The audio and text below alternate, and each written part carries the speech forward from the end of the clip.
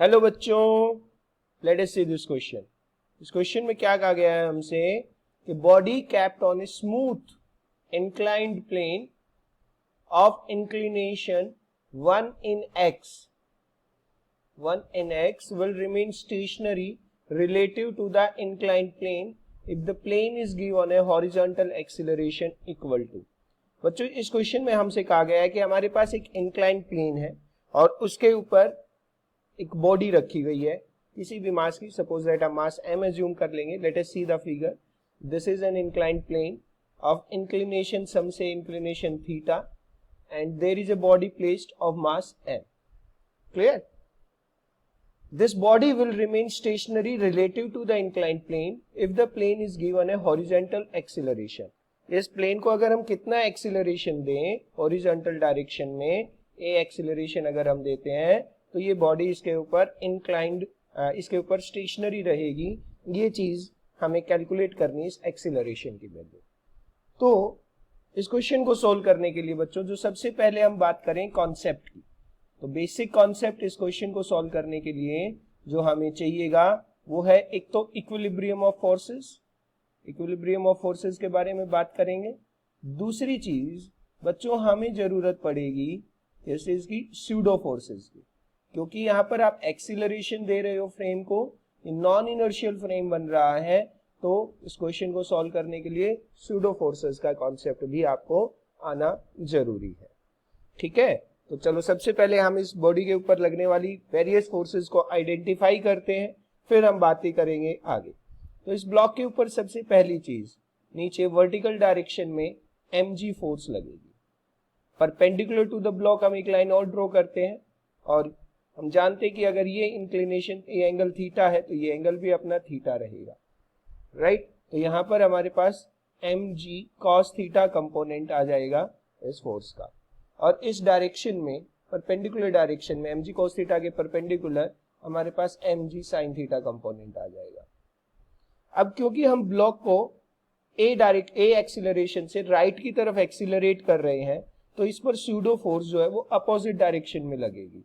कौन सी डायरेक्शन में? बिल्कुल अपोजिट डायरेक्शन में, इस प्रकार से ma। अब यहां से हम mg sin थीटा के बिल्कुल एंटी पैरेलल एक लाइन और ड्रॉ करते हैं। यदि ये एंगल थीटा है तो ये एंगल अपने पास 90 माइनस थीटा बनेगा। This angle will be 90 minus theta and so will be this angle theta. ये एंगल आपका थीटा हो जाएगा। अब अगर हम ma फोर्स को, ma को कंपोनेंट्स में रिजॉल्व करते हैं तो ये हमारा ma cos थीटा कंपोनेंट हो गया, और ma cos थीटा के परपेंडिकुलर डायरेक्शन में यानी कि इसी डायरेक्शन में हमारे पास आ जाएगा ma sin थीटा। हालांकि इसकी जरूरत नहीं पड़ेगी। अब ये फोर्स जो है, ये ब्लॉक जो है, ये बॉडी m मास की, ये स्टेशनरी रहनी चाहिए, ऊपर और नीचे कोई सी डायरेक्शन में मूव नहीं करनी चाहिए। इसके लिए हमारा जो ma cos थीटा कंपोनेंट है बच्चों, वो इक्वल होना चाहिए अपना mg sin थीटा के।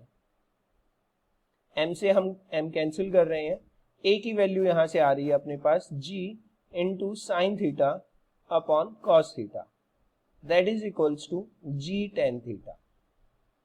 अब बात करें ऑप्शन की, तो ऑप्शन में बच्चों हमारे पास tan theta, cos theta, sin theta नहीं दिया। इन्होंने कहा हमसे इंक्लिनेशन जो है वो 1 in x है।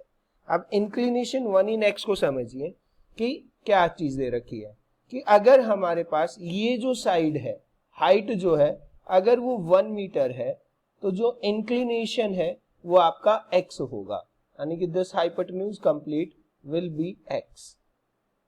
तो क्या समझते हैं इस चीज से? ये चीज जो है आपको ध्यान रखनी होगी, बहुत सारे क्वेश्चंस में यूज होती है। जब इंक्लिनेशन 1 in x दे रखा हो तो वहां से हम कहते हैं कि हमारी साइन थीटा की वैल्यू क्या हो जाती है? 1/x, that is perpendicular upon hypotenuse. Right? तो अब आपके पास एक राइट एंगल ट्राइंगल है, सपोज कर लेते हैं कुछ इस प्रकार से। ये एंगल थीटा है, परपेंडिकुलर 1 यूनिट है, x यूनिट आपका हाइपोटेन्यूज है। तो पाइथागोरस थ्योरम से हम इस साइड को कैलकुलेट करते हैं, that will be √x² - 1।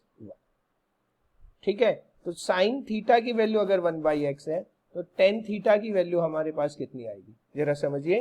Perpendicular upon base, that is 1 upon √x² - 1। ये tan थीटा की वैल्यू यहाँ पर पुट कर दीजिए इस केस में, तो एक्सीलरेशन हमारा कितना आ जाएगा, let us see the acceleration, the value of a will be g into tan theta, that is 1 upon under root x square minus 1। इतना एक्सीलरेशन हमारा होगा अगर ब्लॉक का इतना एक्सीलरेशन देंगे हम इस इंक्लाइंड प्लेन को, तो ये बॉडी जो है रेस्ट पर रहेगी। तो ये ऑप्शन हम देख रहे हैं अपने पास, ऑप्शन नंबर 4 है, that is your correct answer, right. That's all, good luck.